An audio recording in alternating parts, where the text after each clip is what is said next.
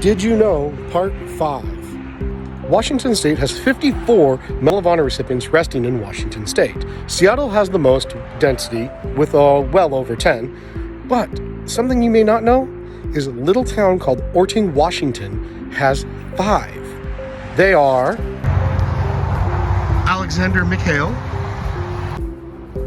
George Houghton, William Sickles, Albert O'Connor, and John Warden. Now, it might seem odd that a town as small as Orting, Washington has 5 Medal of Honor recipients buried inside of it. But down the hill over that way is the Old Soldiers' Home. There's actually 3 of those in Washington State, or at least there was at one point.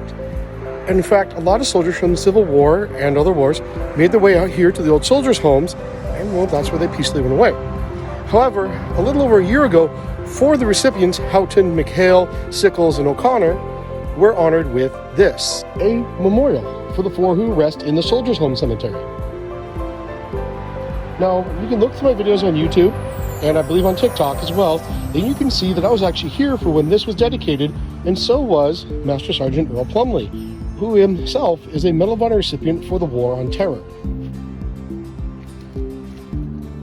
What makes the story even more interesting is that Sickles and O'Connor were actually part of the same unit, the Iron Brigade out of Wisconsin, and they actually conducted the action for their Medal of Honor together.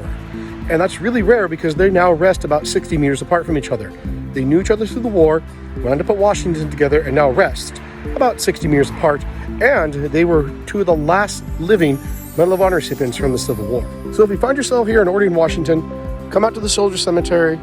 It's a beautiful place to gain some introspect, pay respects, and see a really cool monument. And now you know a little bit more. And as always, happy wandering.